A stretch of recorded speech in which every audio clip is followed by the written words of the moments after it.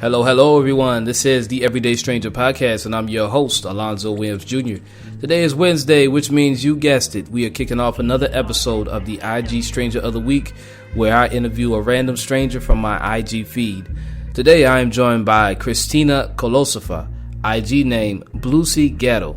That is BLUESYGHETTO. So according to Christina's bio, she is an artist inspired by the black culture and African diaspora. Now I wonder if Christina could maybe teach me a little bit of Russian at the end of this episode. Let's get it.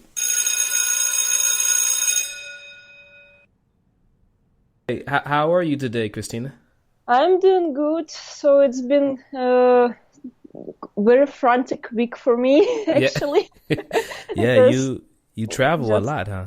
Yes, just last Wednesday, I was in Tel Aviv saying goodbye to my friends over there, and now I'm in Moscow. Yeah, it's quite a change. Right. After 3 years I spent overseas. Oh, really? Yeah. Wow, yeah, that's amazing, though. Yes. Yeah, it's how are you doing? Oh, I'm doing fine. So we're on the air now, so I'll go ahead and we can start the show now. And as you know, I sent you the questions, and yes. So we're going to start with the first one, which is what has life's greatest lesson been for you? It's a very good question. So I guess over the last few years, I've learned that if you're afraid of trying new things, you are not gonna get too far. So I guess that's my life's greatest lesson so far. Wow. So if you, I used to be a very shy person, and at some point, exactly after I moved to United States, I realized that if I'm gonna be afraid of the way I sound, or if I'm gonna be afraid, looking funny at someone else's eyes, I'm not gonna move forward. So that's what I learned. I like that. And you're originally from Russia, correct? Right. Moscow? Not Moscow. I was born and raised in Ijevsk. That's central part of Russia. And if you ever heard of this machine gun AK-47, yes, that's the place where it's produced. Really? So, yes. Oh, wow. It's like lots of factories and weapons productions and stuff. So it's not very. It's a big city, but it's not very rich in culture. I understand. So. Okay. And speaking of culture, you are an artist, correct? Yes. Yes. And so how would you describe your art style? So it's actually, I'd say it's a tough question for an artist because I'm not an art critic. I understand. But let me put it this way. I'm mainly a self-taught artist, and I took some art classes, I attended some workshops, and had opportunity to work with great artists indirectly, like at their studios or workshops, whatever. But most of the things I can do, I learned just in the process. And I work on acrylic paintings, paper and wire sculptures, a little bit of ceramics. So speaking of style, I'd say I moved to kind of naive or primitive direction. So I obviously not a realistic artist. So and the main topic is what I paint or what I try to show in my sculptures. So I'm a big blues fan. and that's exactly like the main source of inspiration for me. So what I do, I just try to capture this bright lights of blues performances. So I use pretty, radiant colors for it. So I try to portray musicians or some of their surroundings, like blues clubs or juke joints, in whimsical, little bit offbeat context. But at the same time, I guess it's this more humorous way of showing this deep, serious musicians. That's exactly what the essence of the blues culture is. It's kind of the way to look at all these life difficulties with taste of irony, and it's you can think about this. Difficulties, about these obstacles you can get on your way, and at the same time you perform, you just enjoy this great music, and at this particular moment you kind of can raise above this. So that's what for me the blues is. That's ironic, like self-ironic way of observing, reflecting your life, and that's a way to get this, just pure joy of gathering together and playing music and dancing, and that's what I could say. Wow, that's beautiful. I mean, I like how you mentioned that, because one of my favorite pictures on your Instagram profile, it's a self-portrait, I believe you said. I think it's at the Blue Front Cafe. Right. And it's I'm assuming you're the girl with the camera, right? Yes. Yeah. This is a wonderful picture, and it reminds me so much of New Orleans in Louisiana. Have you spent time in New Orleans before? Yes, I spent there a couple of months, and I was visiting New Orleans after. So actually, at some point, my life just brought me thousands of kilometers away from the place where I lived and studied at university, from Moscow to United States. And yes, my first couple of months I spent in the US. I spent in New Orleans, and that was an incredible experience, I would say. It's one of my favorite cities, I tell you. It's a beautiful place. I'd say it's my favorite place to be. Wow. So it's just amazing culture. It's music and food and architecture and history. It's so just rich, and it's not like it's you have this touristy, like perfect image. It's just so real. Yeah. And that's what can be so attractive, I guess. Wow, that's especially beautiful. Like music. Yes, the music is great there.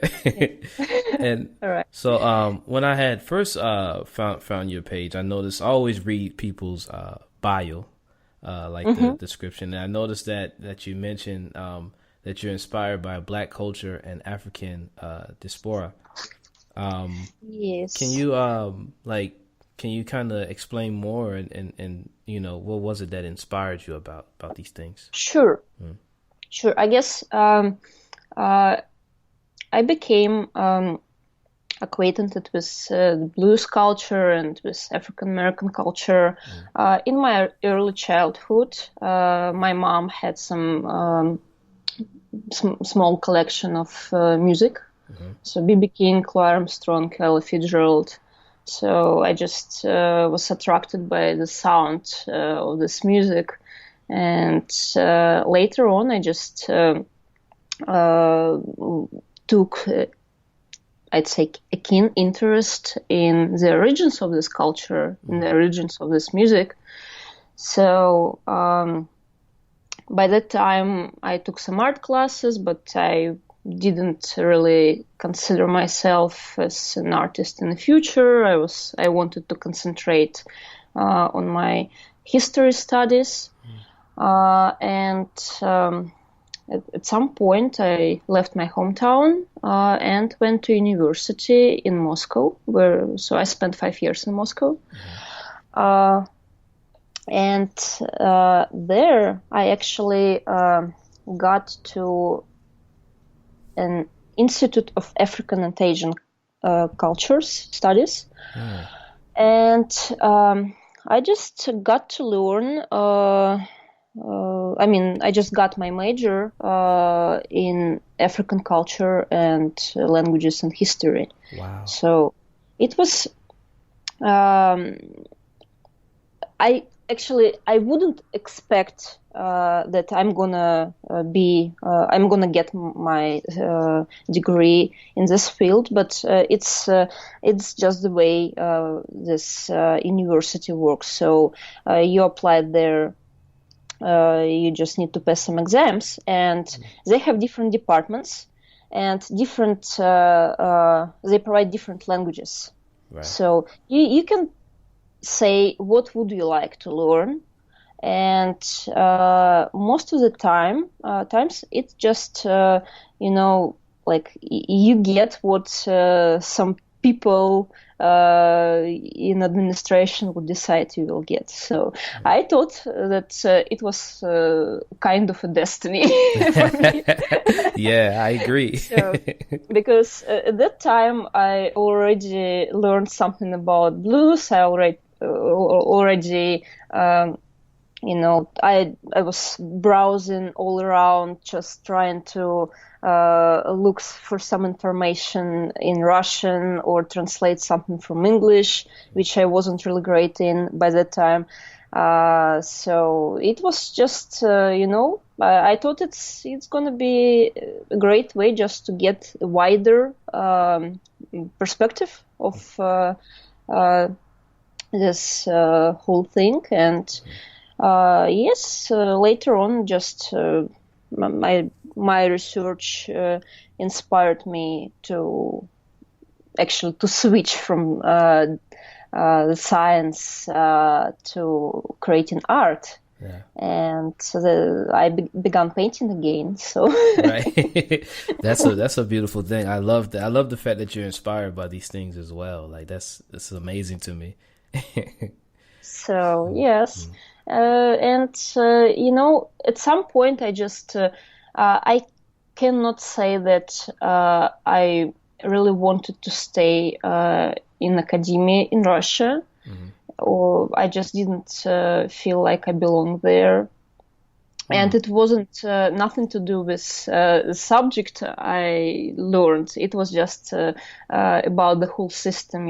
It's Russian university system, academia system is pretty different from what you got in the States. Oh, really? And it's just two different worlds.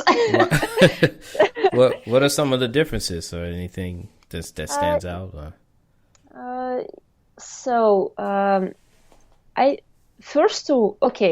me put it this way. An early step, like you want to become a student, it's probably better to be a student in Russia because you have opportunity to get your education for free. Okay. So I know that this thing with the cost of education in the States is pretty high. Yes, very. Lots of people just take these credits and then they pay it for like, I don't know, 5-10 years, probably more. Yeah. So here you can pay if you have money, but you also can pass some exams and just if you're good enough, you will go there.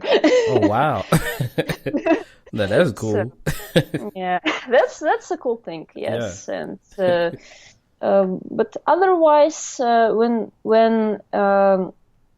you want to, if you're thinking about staying in academia, you have to face with some,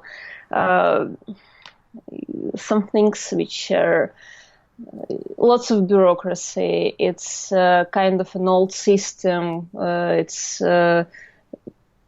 you have a feeling like the Soviet Union is still here. So, especially if it's not like physics or chemistry, if it's social sciences, so it's just anthropology. It's kind of looks like a swamp for me. Right. So I I just really didn't feel like I want to do something there. And the other thing, so let's say you get your PhD. So in US, when you're working on your PhD, it's your job. You can get pretty nice salary, so you can afford living at least by yourself. Right. That's what my husband did actually. Oh, So he graduated from Chilean University in New Orleans, and he was working on his PhD in physical chemistry there. So in Russia, they don't. You cannot get money for living from the science. Oh. So you have to think about other, lots of teaching or other things to do, so you can just afford, basic things. Right. I understand. I understand. Yeah, it's kind of, I probably would like to do some researches on blues music, but who wants it here in Russia? It's not that thing they would like me to do, or so. I was kind of, at some point I was kind of depressed that I cannot really stay and do things which actually inspires me. Yes. So I just couldn't find my place there, and I started messing around with art again. Nice.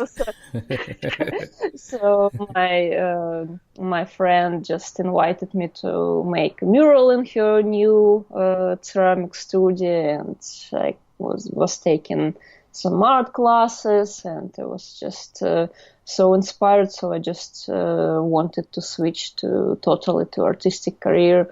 And that's actually what I got when I moved to the States. Yeah. So. Wow. Yeah. Well, your work is amazing. I'll tell you that. Thank you. Yes. So, okay, you're originally from Moscow. I mean, not Moscow. I'm sorry. You're originally from Russia. Yes. Yeah. And again, like when I go on your profile, I notice that you're in a lot of places. How many places have you been to so far in the world? And then which one of these places would you consider to be, I guess, your most favorite? I guess it probably looks like I've covered some ground over these years. I see.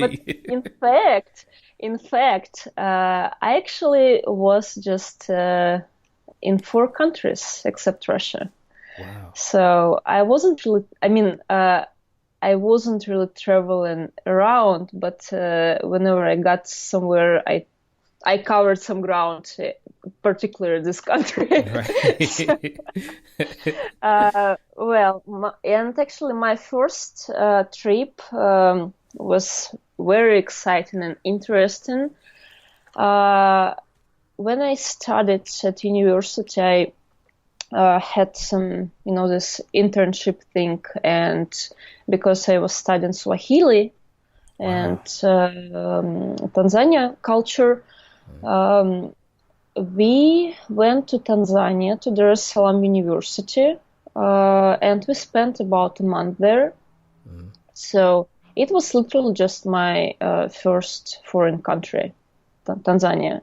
Okay. So it was very interesting experience, and we got some studying there at university, and we could practice language and had a chance to travel to Zanzibar or to some beautiful national parks and along the coast, which is a very interesting historical area. So there was this Swahili trading posts and old cities, which are pretty amazing, I guess. So, Right. yeah, it was very interesting because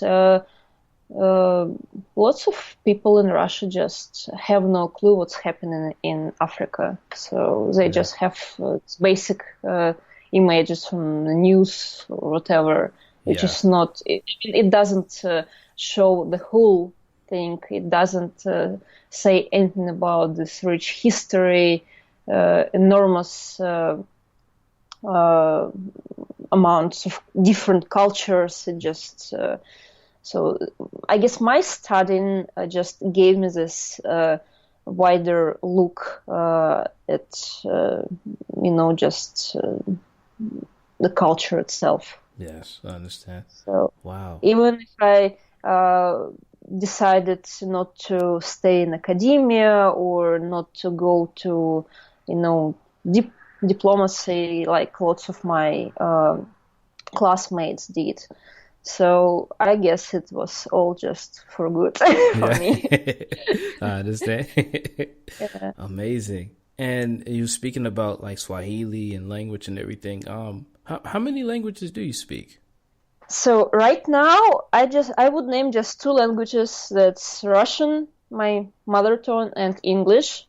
Because after I moved to the States, I realized I wasn't good in English by that time.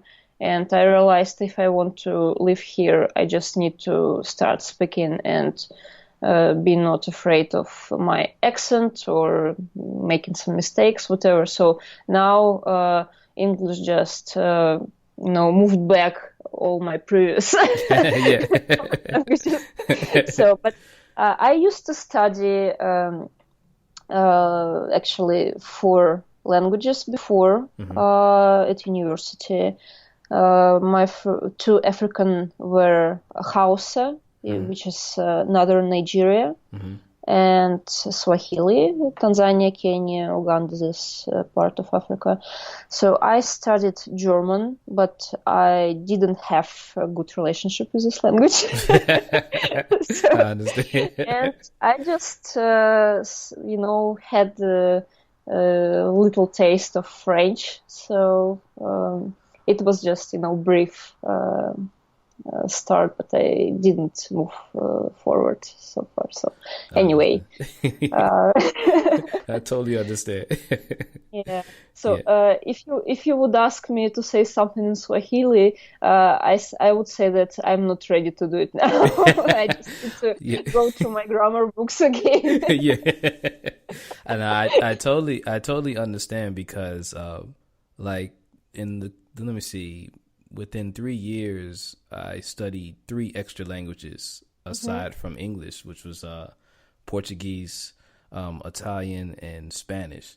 A lot of times when I tell people this, they say, "Oh, can you say something in Portuguese?" And I say, "Not right now, because it's been a long time since I spoke it." Right. And, you always need practice. That's the main key, I guess. Practice, practice, and practice. Yeah. But I'm very curious because with the accent that you have, you're very articulate when it comes to speaking English still, and I know here in the States, people also ask me, "Hey, how do you learn a language? How do you learn a language out of this, and that?" And I always say that really, you can study a lot, but the real way how to learn is to speak, and you can't be afraid to make mistakes. Exactly. How was it for you learning English? What was the process like for you? That's actually a very funny story. So after about like a half a year in Houston, I found an artist who was working on a mosaic project in Smither Park. Okay. So if you do you know this place? Yes. So she was working on a swing set, like dragons there, something like this. So her name is Lisa, and I just thought that that's a perfect way to learn something, to get to know some new people. Just I can do that. Yeah. But by that time, I just barely could speak English. And I could understand pretty well, but still I had this feeling like I don't pronounce something correctly, or my accent sounds funny, or I just don't have enough words to express myself. Yeah. So, but the thing is that she really needed a volunteer, so because it was a huge project for her. Yeah, I can imagine. And she said, okay, so let's meet and just come in the morning, and we'll see what we can do. And when I got there, there was another girl, English native speaker, and I was like, okay, now I don't need to talk to Lisa because she has someone to talk to. So and what I did, so we were working on this mosaic thing, and I just basically needed to cut some tiles, some ceramic, and in Smither Park they have this huge workshop with different tools, supplies, like old art cars, which are slowly getting destroyed. Yeah. So, and I just, Lisa said, okay, what do you want to do? And I said, can I cut some tiles for you? So I just went to the back side of this huge workshop, and I was just cutting these tiles for hours and hours. So I was thinking, okay, I don't need to speak English, please. Oh, yeah. You found a shortcut like this, a hideout spot. Yeah, but next day, this other girl, she just disappeared. Probably she didn't like the process, and I did actually. I liked because I also did some, covering this swing set with these pieces. I cut, and so next day I was alone. I mean, just me and Lisa, and I needed to speak. So that was probably this breaking moment for me. Mm-hmm. So I remember we were just texting sometimes, or I always, I still actually do that. If I need to check some word, I can say, just give me a second, I'm gonna check this word. Yeah.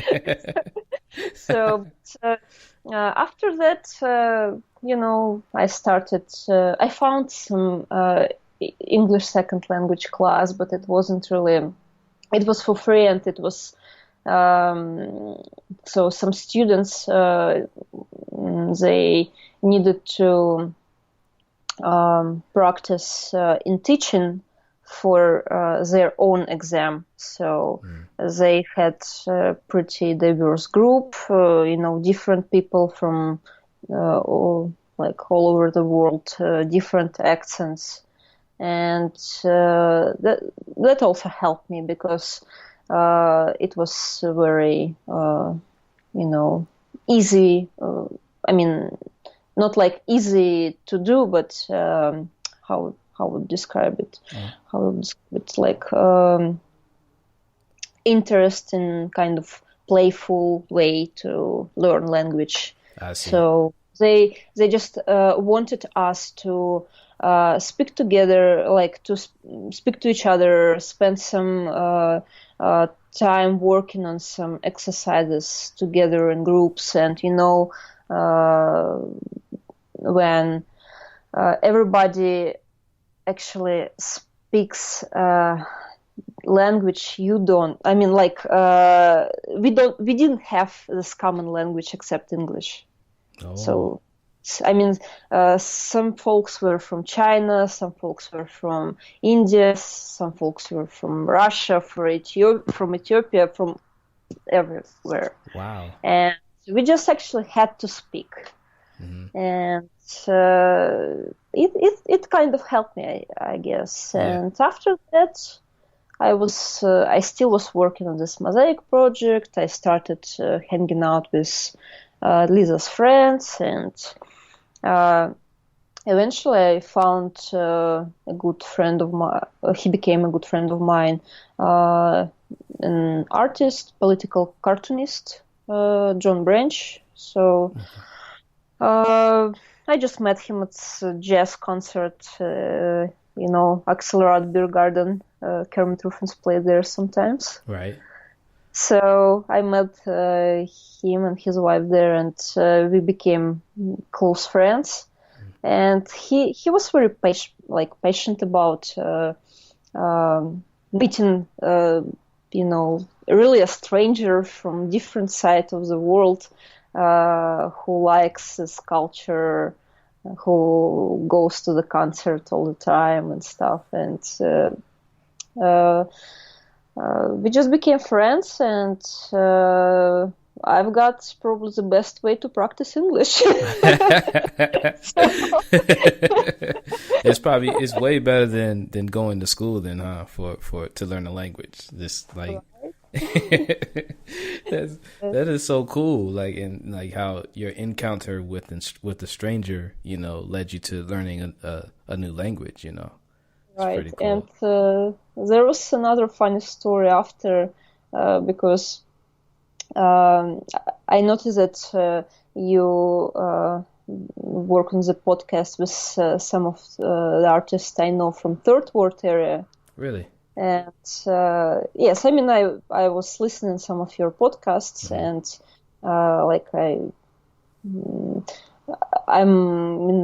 I guess I'm a good pal with Mark, who did this I Love Third World thing. Yeah, so, Mark Ferry. Yeah.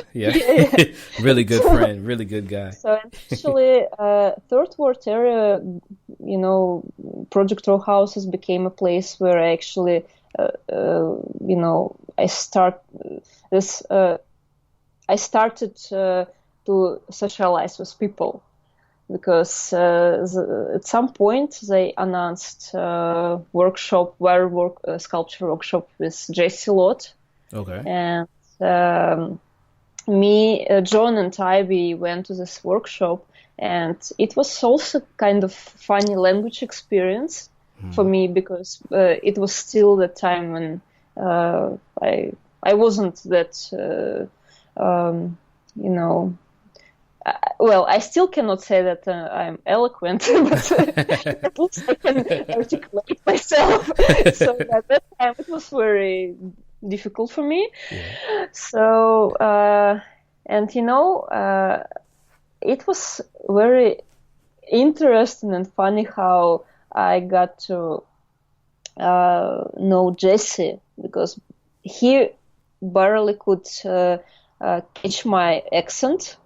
Yeah. By the time, and I also couldn't understand some of his, southern parlance. Yeah, it's a whole new different dialect. Yeah, and it was funny because we just, but at the same time he just could see that I'm into work. I'm really into learning something. Yeah. Which he actually was teaching, and this art thing became our common ground. Yeah. So, and after a while, actually, we became more. We became closer, cool. And at some point, we just decided, why don't we do a common project together? So, yeah. So three of us, JC, John, I mentioned before, and we just started working on some cool paper sculpture thing, which JC does. So it was great. And now I mean, even I'm far away, sometimes I can just do a FaceTime with Jesse, and I can understand almost all his stories now by now. So, he and he doesn't make jokes about Russian spy anymore. So Oh wow. that's a thing, and that's something I. That's probably was a highlight of my artistic experience while I was in the States. Wow, that's beautiful. Yeah. So, so speaking more about art, and I had a conversation. I think it was with Mark. It was another artist, but we were speaking about how sometimes as an artist, it can get lonely sometimes. Is this something you feel like you can relate to, or is it totally opposite? Um, so I guess you can look at this problem from very different perspectives. Hmm. What do you mean exactly? Like being a lonely person, like you don't have friends or you don't have people in your surrounding who would understand you, or what exactly? Yeah, that like so. Say a lot of times when you're in a creative state of mind, Mm-hmm. a lot of times you can develop these ideas that Mm-hmm. other people can't see. Mm-hmm. And while trying to create, there are moments when, you may need um, another brain, like someone else who can help you get this idea out, but no one can see it but you know. Mm-hmm. And in that case, sometimes it puts you in like this this area or this space where it's only you, and you have to create something. You have to make all this happen by yourself. Of course, it's different for some artists, Yeah, but in your case, how's it for you? I guess I understand what you're talking about. So you're speaking about kind of solitude. Yes, exactly. So I guess it's the case thing for an artist. I believe that an artist just needs this, you know, space for creativity where he would be alone with his own thoughts, and I guess it's just part of this job, Yeah. part of this game. So, and I guess the same is for scientists or different creative professions, Yeah.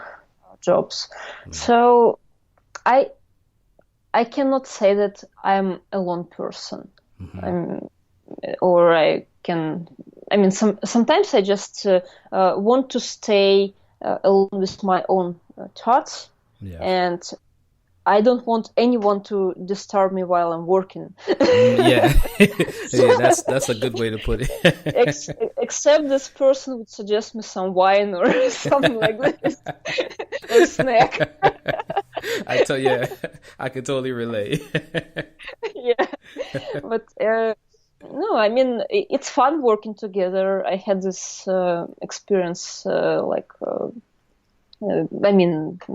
getting back to this paper sculptures I was working on with JC and John. Mhm. It was fun working together, but at the same time, you know, uh, whenever I stayed alone with the piece, I just, I can take a look, I can see what else I can do. So just making art, creating art, making art for me is this um, thing of solitude. Yeah. So, and sometimes I guess people around you, they don't understand it correctly or full. So they may feel like you try to exclude them, from their life, from your life, but it's the whole different topic, I guess. Yeah, no, I understand. Yeah, that's very. I mean, I totally understand what you mean. Hmm. Again, and that's another way that sometimes I may feel lonely. It's not like I don't have any friends. I have plenty of friends and Right. a girlfriend and everything. But like you said, there's moments where you really just want to be by yourself in your Hmm. thoughts because I think this is when ideas are formed, you know? And Exactly. and in those moments it's almost like, okay, I really need to just sit here and figure this out on my own kind of thing, you know? Hmm. Yeah, so I totally understand. Yeah. Yeah. So so at the moment, what are you currently working on any projects as of now, or are you just kind of floating? So I wanted to make a joke and I haven't prepared for it. I wanted to say that I'm currently working on some whiskey I have in my flask, which is almost true because it's like night and night here, and oh, I don't have a taste. But, no. Speaking of current art projects, so as I mentioned before, I just got from Tel Aviv to Moscow, and right now I'm waiting on my visa back to the United States. So I'm kind of in between projects and in between countries. Yeah.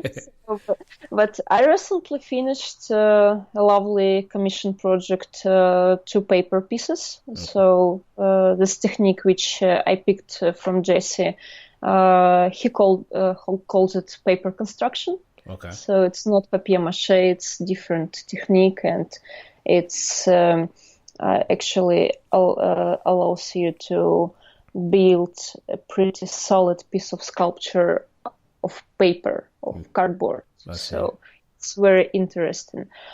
Right. And um, I was working on this project for over like a couple last months. Okay. So and uh, now actually I've got another commission, so I'm gonna continue doing these paper things. Okay. So now it's gonna be an art piece related to Houston blues culture. Nice. So it's gonna be Lightning Hopkins portrait Okay. in sculpture. So Okay. Nice. I love that. so I'm gonna keep posting Yeah, please, please stuff do. on my Instagram. Yeah. So work in progress and Yeah, stuff. don't stop, please. So yes, I Nice. mean, I always now I'm really obsessed with this paper sculpture thing Hmm. because uh, paper allows me to actually uh, to create characters I I paint, but with this whole different you know like three-dimension thing. So I mean, whenever you work with serious media like different metal or different plastics or whatever, it's not that bright. Right. Paper can have different texture, it can have different colors. You can paint it, you can make the whole different collages or whatever. Yeah. I just really like this opportunities paper can give you. So I'm really in this thing now. Yeah. But from the other hand, when I was in Tel Aviv, I found a nice workshops, sculpture workshop, Mm. and it was quite different experience. We had this nude model, and we had a bunch of clay, and it we just basically were working with human body, we were trying to create this piece. It just the whole different way of thinking, I guess. Yeah. But still, even though I do not consider myself as a realistic artist or whatever, it was, a good exercise. And then I stayed working with the artist, with the sculptor, and I was assisting him when he was working on his pieces. Just, some not really creative work, to be honest, but it's also the way to learn things, and that's what I do now. I just try to learn as much as I can. Right. So while I'm working on something I really think is just my thing. I see. Nice. So okay, well, I have one more question for you. And I think I'm going to ask you a bonus question after this because I'm curious. So the question is, if you had news that you only had one more year left on this planet, what would you do with the remaining of the time? So I guess I have a short answer for this question. Okay. Okay. We can just go get deeper. So I'd say that I would do things I love with who I love. So Nice. Okay. actually, I would visit some places I love, like New Orleans. I would visit Mardi Gras for sure. Oh yeah. Zulu Parade. Yeah, Zulu Parade. Yeah. I would travel to Houston and I would spend Saturday night at Silver Slipper. It's a historical juke joint in Fifth Ward area. Yep, familiar. So, have you been there? No, I've heard of it before. I always I hear about it, but I haven't been there before. So I recommend you to check it out. Yeah, I will now. So after this, I would spend my hangover morning eating seafood gumbo at the Shape Community Center in Third Ward.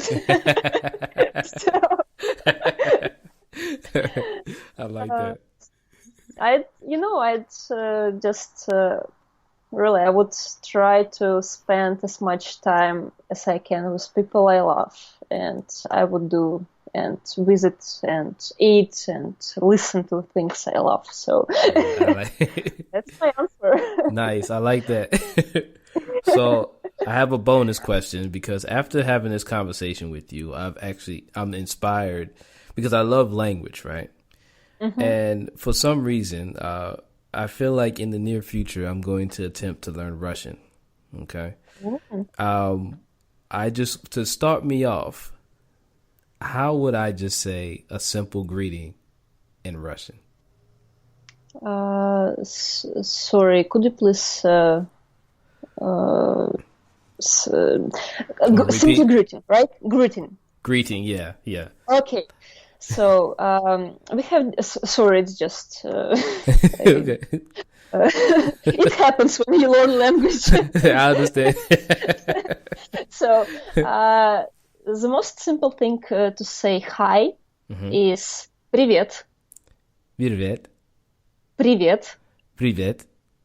Right. Oh, I got it right. You said it almost without an accent. So, but we have more formal way, which is "Здравствуйте." Здравствуйте. Nope. I guess it's more difficult because of the sound. Здравствуйте. Zd. Like a zd? Yes. Okay, so... Здра. Здравствуйте. Ooh. Здрав. Zdra. No. Zdra. Zdrav. Okay. Zdra. Здравствуйте. Struita. Ooh. That's hard. It doesn't sound like... But you did a good job on the first part. Yeah, But also, if you want to say like good morning or something, доброе утро. Wow. Bumbre outro. Утро sounds almost like доброе. Dobre. Доброе. It's good. So good. Доброе morning утро. Oh, utra. Utra. Utra. Yes. Oh, okay. Now I So, get it. do you still want to learn Russian? No, I really do though. I really would love to learn it. It is the language learning process for me. It's always adjusting my tongue, my mouth to saying certain words.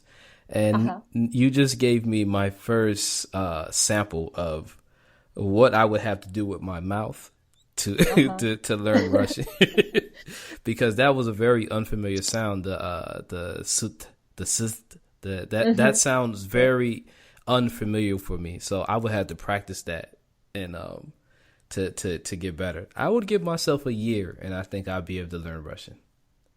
Cool. So, if you want to practice Russian, I'm pretty Okay, open for it. perfect. Because that's how I like to learn, is to practice with people and spend less time in books, because I get bored really fast. So I'd rather just make a lot of mistakes and then get better with time. So that would be great. In speaking of Russian language, you probably would have to spend more time with books, because Russia is known for its beautiful literature and poetry. So yeah, well, with that, yes, I would spend a lot of time in those kind of books. Perfect. Well, Christina, oh man, this has been a great conversation. Do you want to tell everyone where they can find you on Instagram, or anything else that you want to tell the people? So I would be happy if someone who would interest to check out my art, my stuff, so to come and see my Instagram page. That's the only social media I have right now. So it's Bluesy Getta. Don't ask me how I came up with this name. I probably was I created this account a while back and wanted to sound bluesy but kind of cool. Yeah. And probably by that time I was obsessed with watching blaxploitation movies. So oh, I like that. But anyway, there I post my, blues adventure related things and my art. So everybody is welcome. Nice. And to say what I can have to say to listeners. Yeah. So far it was my third long public kind of public speech in English. Really? So yes, first was on the radio, and it was spontaneous. Second was it was like a panel discussion. I gave a talk about blues in Russia. Yeah. And here it's a podcast, which I'm very excited to be featured on. Yes. I just would say that it's listening to other people's stories and trying to imagine what is their experience is probably the key thing for us to look wider at this world we live in. So it's the thing you do is just great. Wow. So sharing stories, and I hope someone would be interested, after this interview, to check out some of the blues clubs in Houston. Yeah, definitely. I'm one of them. I'm going soon. I hope I will encourage some people to do this. Yeah. Wow, It was a pleasure. this is great, man. And on the other end, I thank you for allowing me to interview you. And I mean, especially, I mean, I know it can be maybe, a little bit difficult speaking a second language in a full podcast. So I thank you for just doing it, and you did such a excellent job. I mean, Thank you. yeah, It was really a pleasure just to have a nice and fun, pleasant conversation with a person who interested in. So it's just a pleasure. Thank you, Christina. Thank you so much for being on the podcast, and I enjoyed it big time. Thank you so much. Okay, Thank you. You enjoy the rest of your night. Okay. Take care. Bye bye. Bye bye.